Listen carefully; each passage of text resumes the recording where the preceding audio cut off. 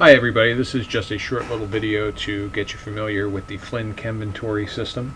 I sent everybody an email that had a invitation code and a link to the Chemventory system. If you click that link, it's going to bring you into it, and probably the first thing you're going to have to do is log in. If you have a Flinn account, this is where you'll enter it. If you don't, go to sign up here. It'll ask you to put in some basic information and create an account. But if you already, once you have your account created, go ahead and enter your credentials and hit login. Now I've already put in my invitation code, so this is the screen that opens up for me. It'll probably prompt you to put in your invitation code, hit submit, and then you'll be brought to a similar screen. This ribbon up here has got 4 buttons. This is where you're going to be doing most of the interaction with this screen. The home button's fairly useless. As soon as it goes to there, you'll see that it tells you all the cool stuff you can do, but basically this is just an advertisement for the system. Can't click on any of these things. The only active things up here are for getting the registration and invitation codes set up. So instead you want to click on this inventory button, and what we're interested in doing is adding a chemical. So we hit add a chemical. Sorry if I did that sort of fast. Go back up here and add a chemical or kit. Just click on that, and then we have some choices about how we want to add the chemical. We can search for it. That's the default. Within that search, it says, do you want to search everything? Do you just want to search Flinn catalog items? Do you want to search Flinn kits, or do you want to search for pieces of kits? Probably pieces of Flinn kits. Or you can add in chemical manually. You have to know all this information to add it manually. I mean, not all of it, but a lot of it if you want to do a good job adding it. And there's also from a list. It's a fairly long list. I don't know if it's all inclusive. It's probably everything that Flinn sells, but you're probably best off just by searching. And so what we're going to do is we're going to try and add something pretty common. We're going to add salt. We're going to see what comes up. So give it a second to think. Okay, now there are lots of different types of salt, and probably what we're thinking about is sodium chloride. So let's see here. We got rock salt, and we go down, and we also have, this is probably your lab or reagent grade. You see it, sodium chloride 100 grams, sodium chloride 300 grams. It doesn't really matter which one we pick, as long as we're confident that we've got what we're looking for. And go ahead and click on sodium chloride 100 grams, and it opens up this screen, and that's where it is pre-filled in all of that chemical information. You got the name, the chemical formula, and in the synonym box you may want to go ahead and add some things. It says the synonym is table salt. The reason that this is important is because if you want to go ahead and search the inventory, you can put in a bunch of terms. If you put in sodium chloride, this will come up as a result. But maybe you just want to type in salt. Well, if you type in salt, this will probably come up as a result too, since the synonym is table salt. For example, if you had baking soda in your chemical inventory, as long as you had baking soda listed as a synonym for sodium bicarbonate, it'll come up if you just use the search box on searching your inventory. If you don't have baking soda listed, you have to type in sodium bicarbonate to find it. So here you would go ahead and enter the specific information for the chemical that you're trying to add to our inventory. It's, if we're just adding salt that we buy from a grocery store, because reminder, once you go ahead and you bring things like grocery store salt into the school for use in the science lab, it's considered a chemical, and we have to treat it, and we have to catalog it as such. So you could go ahead and change whatever this is. You could say Diamond Salt Company.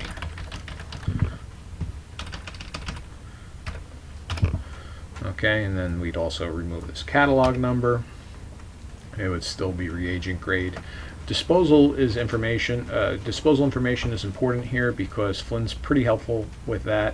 If you've got a bunch of materials left over from doing a lab that you're not going to go ahead and put back on the shelf because they've been used and they're not appropriate to use again, you have to dispose of it. And how do you do it? Well, they're probably a few different choices, and a lot of times it's not okay to throw it in the trash. Flinn gives you some guidance about the things that are okay for landfill disposal, things that are okay for drain disposal, or the things that have to be handled specially and taken away by a chemical waste company. So for example, 26A, if I remember correctly, that's landfill disposal. I mean, it's table salt. You can just go ahead and throw it in the garbage. It's also got the CAS number. Of course, it's in the class salt, and other information. Over here we have GHS information, what the signal word is. I imagine if you swallow enough salt, that is very bad for you. You'll notice that there are no pictograms checked here for salt because it doesn't have any of these danger pictograms associated with it. And there's also going to be a nice link to a safety data sheet. Down here in the bottom is where you're going to enter the specific inventory information. So you're going to look at what you have, and you're going to say, okay, well, I've got 4 bottles of this salt, and you know, whether it be from Diamond or Morden or whatever, and you say, okay, this is how much salt I have, and get a good approximate amount of what you have. Choose the proper units. Let's try and keep everything in the metric system. So I'm going to just, for example, say, I've got 2.5 kilograms of salt. The other thing that you have to enter here is a reorder amount. Now that's something that I don't know if we're going to take advantage of. It's so that this inventory system could automatically alert us when we run low. We're going to have to see how that works. So it's probably a good idea just to put 0 here for now. And if you put 0, it'll take it. You can't leave it blank. It'll tell you to go back. We also have to enter in the location. This is one of the important things. Now, what we're going to try and do here is do chemical inventory for where things are. We might have 5 kilograms of salt at the high school between the biology prep room and the chemistry prep room, but we want to go ahead and identify those 2 stores separately. So here we would say, okay, it's at MHS and it's in the biology prep room, and it's in cabinet that we're going to label number 6. Now, in terms of what we call the storeroom and the shelf location, that's something that we're going to decide. I mean, do we call that the D22, 24 prep room? We'll worry about those things later.